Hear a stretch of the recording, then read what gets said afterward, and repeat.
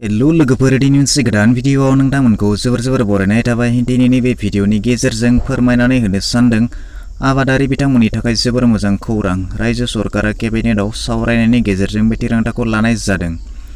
मैया रबिबार सानाव बे सावरायनायखौ लानाय जादोंमोन आरो बेयावनो आबादारिजों लोगोसे रायजोनि नोगोरारिफोरनि थाखाय मोननैसो थिरांथाफोरखौ लानाय जादोंमोन। बेनिनो मोनसे थिरांथाया जाबाय, जुदि एबारनिफ्राय दैबानाजों आबाद फोथार थानाय न'-बां खहा जायोब्ला आसाम सरकारा 5 लाख रां अनसुंथाइ महरै होगोन।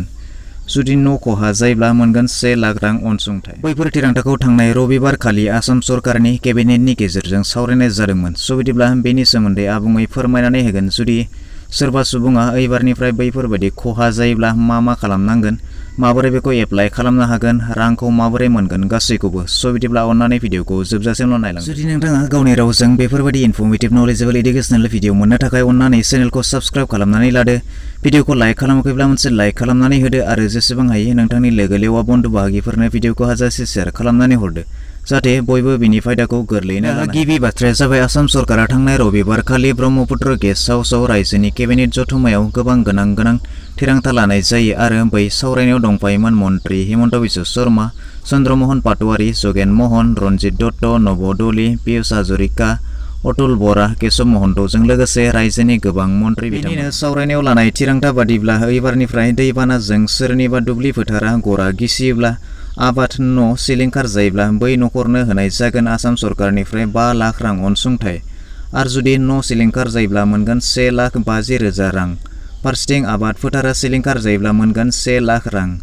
गुबुन फारसेथिं जाय साहा बागानाव सोलिबाय थानाय आस'ननि नायनायनि थाखाय PMU दानानै होनायनि थिरांथा लानाय जायो। अब्ला नोंथांमोना मिथिबाय केबिनेटआव बैफोर थिरांथाखौ लानाय जादों। दानिया गुबै बाथ्राया जाबाय, जुदि नोंथांमोननि सोरहाबा बैफोरबायदि खहा दा नुनो मोनदोंब्ला बेनि थाखाय माबोरै एप्लाइ खालामगोन। दासिम रायजो सरकारा बैफोर एप्लाइनि थाखाय जेबो रादाब फोसावथ'वाखै एबा रायजो सरकारा दासिम बिदि आर'ज बिलाइ बेफोरबायदि दासिम बानायनाय जाथ'वाखै।